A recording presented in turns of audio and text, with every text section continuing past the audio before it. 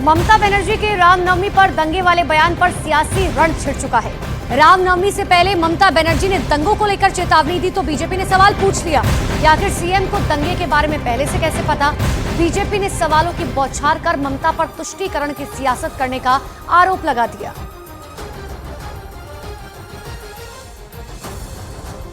तो ममता बनर्जी की तरफ से कहा गया कि देखिए 17 अप्रैल को वो दंगा करेंगे, दंगा करके एनआईए को राज्य में भेजेंगे, इसीलिए राम तो दंगा करने के लिए नहीं कहते हैं। ऐसे में अगर किसी की तरफ से दंगा किया गया तो उसे बख्शा नहीं जाएगा, ये ममता बनर्जी की तरफ से कहा गया।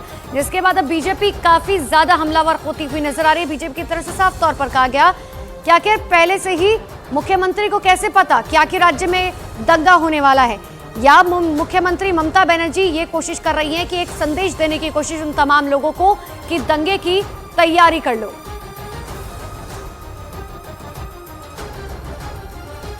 देखिए, बंगाल में लोकसभा की 42 सीटें हैं और इन 42 सीटों को जीतने के लिए अब ममता और मोदी में सीधी जंग शुरू हो गई है। लेकिन इस चुनावी जंग में रामनवमी पर राजनीति शुरू हो चुकी है।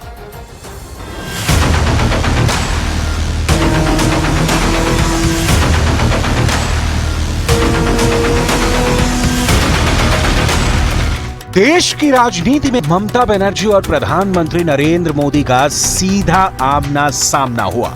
ममता बनर्जी ने अपने गढ़ पश्चिम बंगाल में रामनवमी पर टिप्पणी की थी और जलपाईगुड़ी में प्रधानमंत्री नरेंद्र मोदी ने ममता पर सीधा निशाना साधा।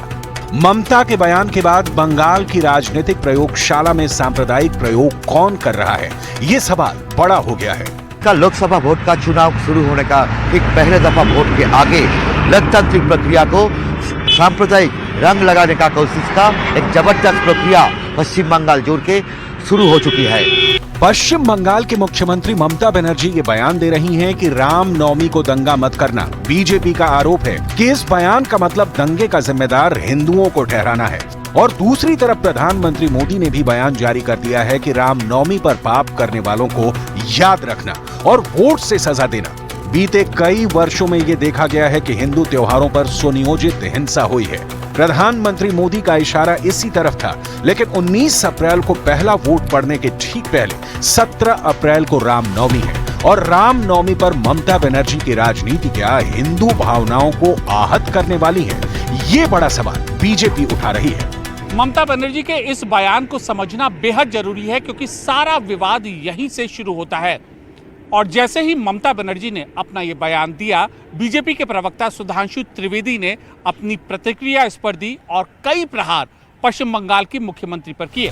कोलकाता से दिल्ली तक चल रही इस पूरी राजनीति का विश्लेषण करेंगे, लेकिन पहले सुनिए ममता बनर्जी का यह बयान। আর রামনবমী, ওটাকে রামনবমী বলে, ও রামনবমী বলি, সেটা হচ্ছে 17 তারিখে ভোটের আগে দাঙ্গা বাঁধানোর খেলা।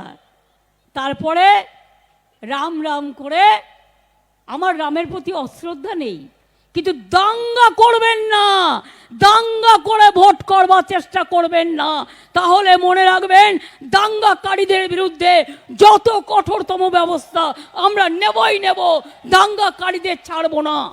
ममता बनर्जी की ये टिप्पणी, इस बयान के पीछे हिंदुओं के त्योहार पर छींटाकशी की राजनीति है। कोलकाता से लेकर दिल्ली तक बीजेपी नेताओं ने इन सवालों को उठाते हुए ममता बनर्जी की राय पर सवाल है। लेकिन पहले ममता और इंडिया अलायंस की इस सांप्रदायिक राजनीति पर वार राजस्थान के पुष्कर की रैली में प्रधानमंत्री मोदी ने किया है। अगर कोई प्राण प्रतिष्ठा में आ गया तो उसको कांग्रेस पार्टी से 6 साल के लिए निकाल दिया। क्या इस देश में ऐसा हो सकता है भाई? प्रभु राम के बिना आप देश की कल्पना कर सकते हो? हमारे यहां तो सुबह शाम मिलते हैं तो राम राम सा करके शुरू करते हैं भाई, और अंतिम विदाई में भी राम बोलो राम से ही जाते हैं जी। उस राम के खिलाफ इतना गुस्सा मेरे दिमाग में नहीं बैठ रहा है भैया।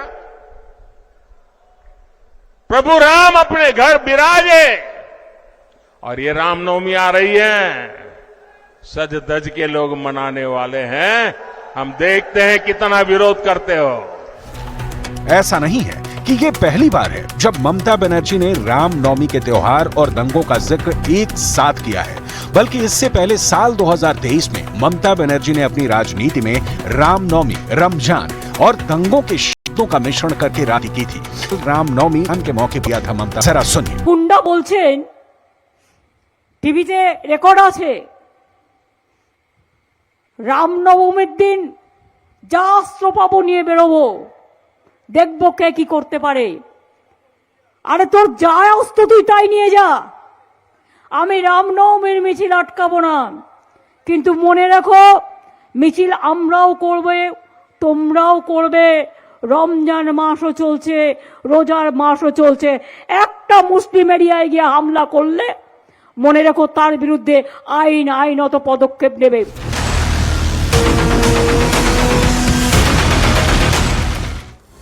तो रामनवमी पर दंगे होने की आशंका वाले ममता के बयान पर बीजेपी हमलावर हो गई। ममता पर हमलों की बौछार हो गई। प्रधानमंत्री मोदी ने पश्चिम बंगाल के जलपाईगुड़ी में अपनी रैली में ममता बनर्जी पर बहुत करारे हमले किए हैं। प्रधानमंत्री मोदी ने ममता बनर्जी की राजनीति को विभाजनकारी बताते हुए टीएमसी की सरकार पर कई बड़े सवाल खड़े किए हैं। मोदी कहता है कि पैसा सीधे लाभार्थी के बैंक खाते में जाए, लेकिन टीएमसी कह रही है कि केंद्र का पैसा पहले उनके खाते में आए। अब आप मुझे बताइए, जनता के हक का पैसा मैं टीएमसी को कैसे लूटने दूं?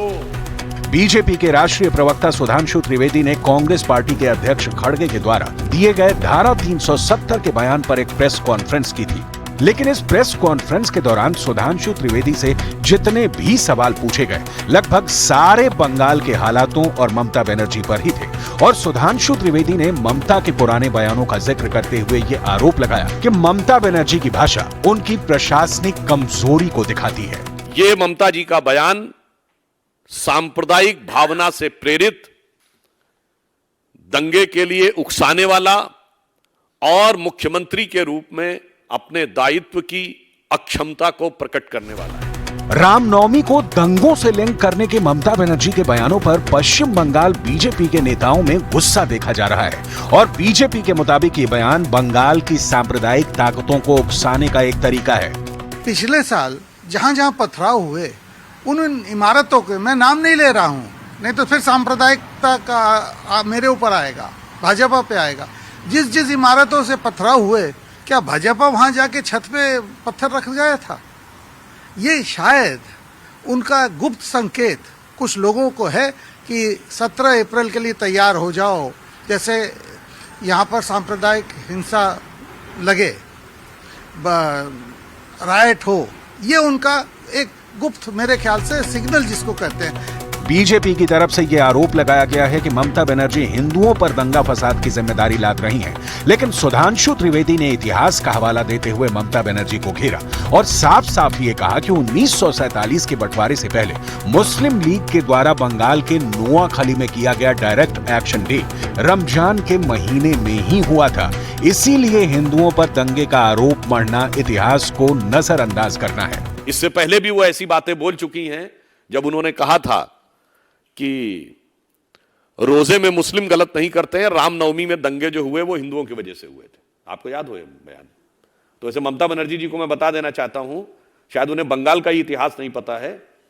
16 अगस्त 1946 को जिस दिन जिन्ना ने डायरेक्ट एक्शन डे किया था, उस समय रोजे चल रहे थे। केंद्रीय मंत्री स्मृति ईरानी ने भी ये बयान जारी किया है कि इंडिया अलायंस के कई ऐसे राज्य हैं जहां जय श्री राम बोलने वाले लोगों की हत्या की गई है। You are in a hall full of people who can very proudly say Jai Shri Ram. There are states in this country where the India Alliance partners kill people for saying Jai Shri Ram. It has happened in Bengal, it has happened in Kerala.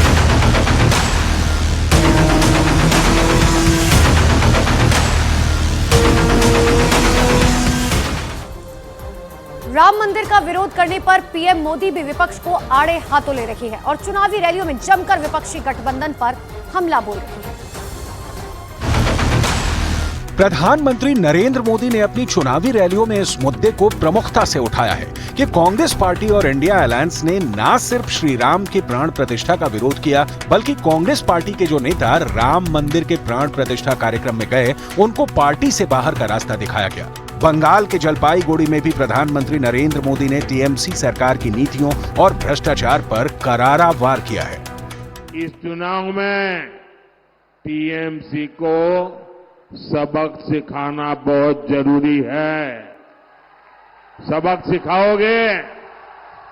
TMC को सबक सिखाओगे? बराबर सबक सिखाओगे? मजबूती से सबक सिखाओगे? साथियों, एक एक पोलिंग बूथ में इस बार टीएमसी की जमानत जब्त होनी चाहिए। करोगे? हर पोलिंग बूथ में। बंगाल की कानून व्यवस्था पर बीजेपी लगातार सवाल खड़े कर रही है। बीजेपी की सांसद लॉकेट चटर्जी ने हुगली का एक वीडियो जारी किया है। इस वीडियो को जारी करते हुए लॉकेट चटर्जी की तरफ से यह दावा किया गया है कि ममता के राज में उनके ऊपर हमला किया गया है। जरा ये तस्वीरें देखिए जब एनआईए की टीम पर पश्चिम बंगाल में हमला हुआ। डंडे लिए महिलाएं, सीआरपीएफ से महिलाओं की धक्का मुक्की और गाड़ियों के टूटे हुए कांच। ये हाल तब हुआ जब कलकत्ता हाईकोर्ट के आदेश के बाद बंगाल में आरोपियों को गिरफ्तार करने एनआईए की टीम पहुंची थी। गाड़ी के शीशे चकनाचूर कर दिए गए।